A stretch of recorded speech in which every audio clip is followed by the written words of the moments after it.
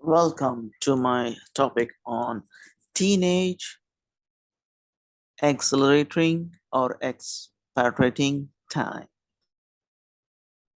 Today, I'd like to start with the characteristics of teenagers.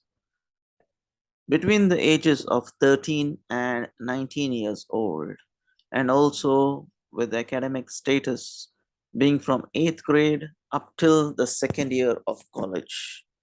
I'd like to talk about their emotional status, the sense of self, autonomy, desire for validation, independence, intimacy, isolation, and self well being. Also, the topic covered will be on physical status, that is, puberty, sexual development, voice change, rapid hormonal changes, and physical strength. Let me start with Erickson's stages of development, in which he characterizes this into stage, conflict, and resolution of virtue. As you know, adolescence starts from 12 to 19 years old. So, in this, there's a conflict between the identity and confusion versus confusion. And the resolution of virtue is fidelity. In the second stage, that is the early adulthood, that is 20 to 25 years old, same going with the conflict, that is intimacy versus isolation. And here, the resolution of virtue being love.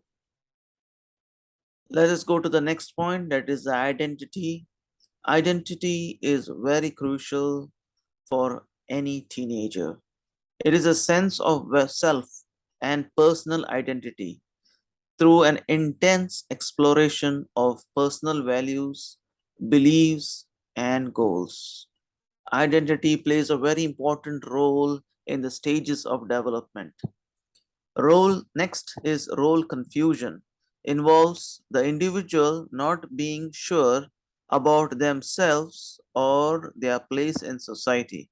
This is a confusion among teenagers whether they fit in any areas in society. The next is fidelity, is a commit oneself to others on the basis of accepting others, even when there may be an ideological differences. The next one is intimacy. Share more intimately with others with relationship leading to long-term commitments. And the last part of the stages of development is isolation. It's avoiding intimacy, fearing commitment, and relationships lead to isolation and loneliness and sometimes depression, which has been often seen of late. And all these stages of development through Eric Erickson's stages of development shows us that teenagers goes through this stage and they lose themselves among the identity, the role confusion, fidelity, intimacy, isolation. The next key components of Erickson's model of human development. Let's start from infancy and it will end up to late adulthood. So let's go stage by stage. As you know, among the infancy, when you are a small baby or at that stage, trust versus mistrust plays a very important role. A baby knows its parents, knows its close ones, then smiles with them. So it builds trust and also it knows people who are not around them. So it builds also mistrust. Then the second stage is stage two, that is toddlerhood, that comes under autonomy versus shame and doubt. So in this stage, the baby or the toddler learns to know about shame, doubt, and about being self-sufficient in its own way. Preschool years, that stage three, that is an initiative versus guilt. We initiate a child into the school, preschool, yeah, and then also we also guilt them sometimes. So stage four is the early school years, that is industry versus inferiority. This gives you the child an industrial sense of well-being, and inferiority complex comes within their peer groups.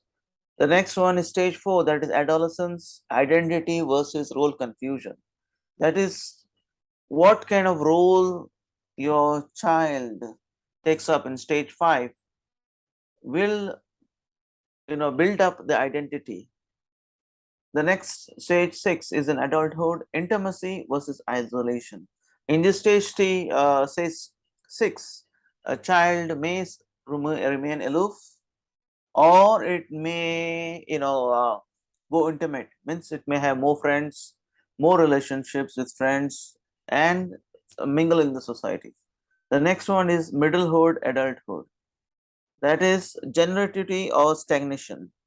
Generativity means being socialized or start socializing people. Stagnation means staying again aloof, or remaining back in activities or social gatherings, or no progress in their adulthood.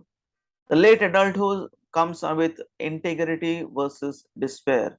This is where the integrity plays a very important role, with where they can show off their abilities at work, at with peers, with their friends, in social setup. And despair come with failures, non failures. Let's talk about the mental issues of adulthood or adolescence in India. The mental disorders in adolescence is around 12.5% to 16.5%. In urban areas, it is 29%, and in the rural areas, it's 6%. Rural areas being that they come from an agricultural background, and there's a lot of connection with the earth. In urban setup, it's all about targets. The both parents working, so that may contribute 29%. And in rural areas, being more socializing with their families, or they can come to terms with life, so that's 6% in the rural areas. Only 41% get medical support only in India as compared to 83% in the developed nation. Now, the medical support they're talking about can be medicines, therapeutic like psychological help, and career counseling, and all those things play an important role.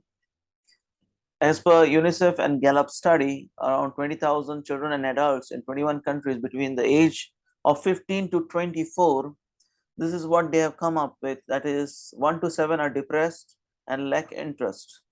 Among in the USD, that is in US, there's a US is a USD loss of $1 trillion, because 50 million children have mental issues, and 80 to 90% don't seek medical support. They just ignore the support, and they don't even approach the correct, the doctors or the therapists who can help them. The most causes are genetics. That's one of the causes. Others can be environmental factors in the early days, being the, what do you call this? Environmental issues can be, cyclones and all these things. They form a very important, what do you call the break and tear in the family also. And also, unlike the social factors, natural disasters being, and then the events and relationships. Sometimes the relationship between the family and out. And now of late is COVID issues, and now media addiction also is prime cause. So let's go to who are teenagers. According to Thomas S. Monson, some are young who don't know who they are, what they can be, or what want to be. They are afraid, but they don't know of what. They are angry, but they don't know at whom. They are rejected, and they don't know why. All they want is to be somebody. A nice saying by Mr. Thomas S. Monson. Let's look at the world from the teenagers' point of view. That is, the teenagers at the present generation. Look at the boxes, you will see multiple factors that they are getting an access to technology, competition, they are into cyberbullying, premature sex, social media, unhealthy habits and relationships. They have a desire to fit in, slow mental growth, bullying, international access, and the list goes on. But these are some of the lists which can help you understand the teenagers' world. What are teenagers experiencing? Let's go into the microdynamics of it. That is, let's look at the physical part. The physical consists of like the body image. Of late, teenagers want to put on weight, or they want to lose weight. Body shaming, that is comes with social media abusing them for their body weight or body image. Then puberty and hormonal changes when they feel it very odd when they start hitting puberty. And gender awareness, that they start understanding their gender and what are the functionalities here. Let's look at the psychological part. It's inability to process what is happening to them physically or mentally. This is a prime factor, which is they cannot process this thing. And also the pressure coming from the parents, academics, extracurricular activities, it can be sports, and confusion, that is the last part, and ambiguity, that's regarding the identity. Like from the child they have moved into the adolescence, and now there are other issues which are bugging them down, like moral issues, right and wrong. Then addiction, smoking, drugs, all this, and the media also is playing a very important role to fuel up addiction, which they consume at the on a regular basis. Freedom and choices, newfound freedom, the curiosity to experience daredevil activities, can be any activities which has a risk to health. And then drunken driving, wheeling, that's racing, peer pressure. These are the new things which help them to explore freedom and to go in for more choices, which can be hazardous to their own health. Relationships, they the teenagers now move into gangs, which is more favorable to them or their ideology. They move into groups again for their similar ideology or the beliefs. Then attractions, that is romantic attraction, being with multiple partners or single partner, or as a boyfriend girlfriend. Parents who become adversaries, friends become blossom palms, and sibling rivalry. All these things start at teenagers are experiencing of late. Then abuse, this is just categorized into four: physical, psychological, sexual, and bullying. The other issues which are bugging down the teenagers of late is financial problems in family, due to which they have to take up part-time jobs. Health issues due to lack of physical activity, there is obesity, media addiction, fast and wrong foods, not respecting the circadian rhythm, that is sleeping late at weird hours, and poverty, malnutrition, and diseases are all being experienced by teenagers of late. Being a parent of a teenager is so hard, but being a teenager is hard too. If we can step back a moment to remember what it felt like to be in their shoes, maybe it will help us parent with little more grace and understanding. This is a saying from one of the parent of a teenager. Let's see now how the parents react to the teenagers. And the first being is they start interfering in the relationship decision making, followed by screaming, shouting, beating, abusing, nagging, then not acknowledging their physical and hormonal changes. So, the parents' reaction plays a very important role in teenagers' growth, in their well being.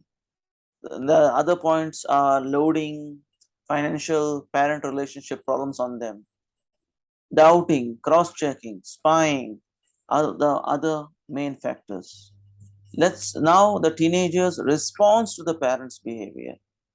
Now, because of this previous points, the mental issues, the teenagers are starting having low self-esteem. They are undergoing depression, major stress, hopelessness, emotional imbalances like high IQ, low IQ, suicidal tendencies, negative reactions like defiance, lying. The next is physical action, destruction, substance abuse. The next is positive response. They become competitive, realize that they are self, and recognize the parents' contribution. So these are some of the responses that teenagers give. And what are the parents are supposed to do to help them upbring the teenagers is to avoid is nagging, cursing, Comparison. Comparing your child with other children brings brings in low negativity in your child, less self-esteem. Then imposing parental values and rules. Parental values are very important, but try not to give your child 100% or put on the complete burden on them. Then burdening them with adult problems of finance and relationship. If the parents are fighting or have a finance related issues, they should not burden the teenagers, because they will not be able to comprehend, or they may not be able to understand this issue, which can bring down their self, you know identity. Shielding them from mistakes. This is what some of the parents are doing to the teenagers. When a teenager makes a mistake, make sure that the teenager comes to term with the mistakes, realizes the mistakes, and apologizes and doesn't repeat that mistake again. And the last part is deciding for them. As your child grows, we were deciding for them when they were a child or an infant or when they were in preschool. But as they grow up, we need to shield or give 50% decision, so that they learn from their mistakes, but not complete control over the deciding factors. These are what parents can do to practice and to help teenagers. The first component is communication, active listening, rapport building, unconditional love, and patience. Provide a safe haven for them, even earn trust and acceptance. Transfer of knowledge at appropriate age on sex, relations, importance of self-regulations and values. Create a positive approach to life, problems, people, and situations. Lend a perspective, teach them to size the problem so that they can help themselves. More points here. Teach them resilience, how to bounce back from failures. They should not be bogged down by failures and don't attempt or hurt others because of this. So teach them resilience. Boost their self-esteem, compliment them, allow them to decide. Validation and recognition is a prime factor right now. Teach them to spring back from failures. Connect them with the family, friends, and community. You need to give them a good social circle. With the social circle they roam around can be a key determining factor in how they maneuver in the society. Enable their journey through spiritual, educational, and career and life goals. Now let me give you some examples, what teenagers are capable. These are some of the some of the people who have done it. Look at Louis Braille. He developed Braille language at the age of 15 years old. Then if you let me pick and choose here, say Nitin Kamath. He started a company called Zerodha, that is a stockbroker company, at the age of 17. Then there is Tilak Mehta. He started paper and parcels at the age of 13 years. So this are the teenagers who are capable and who are rapidly, enjoying success at this young age, and they are capable. What teenagers need from their parents? This is another very crucial, factor which can help you deal with teenagers. You need to be calm in their storm. Patience, patience, patience, a lot of patience. To be their biggest cheerleaders, to feel the warmth of our touch, to be truly present in their lives, guidance even when they are unaccepting, for us to remember that what is like to be a teenager, to love them fiercely and unconditionally, even when they are not lovable. This factor or this point, what I just stated here, plays a very important role in how upbring your teenager, or how you maneuver around your teenager's emotional and physical well-being. With this, I'd like to end with this slide saying that teenagers are seeds that we planted. Our lives are results of the seeds that we have planted over time. It takes a while before we see what the results of our planting is. But now that the seeds you plant today will affect your tomorrow in ways that you may not anticipate. So consider the types of seeds that you are planting. Make sure that they are going to create a life that is like a beautiful garden. The fragrance of flowers spread only in the direction of the wind, but the goodness of a person spreads in all directions, according to saying from Chanakya. Thank you very much for listening. If you need or your teenagers need counseling, kindly visit my website, that is jacksonfernandez.com. That is JACKSANFERNANDES.com. Thank you.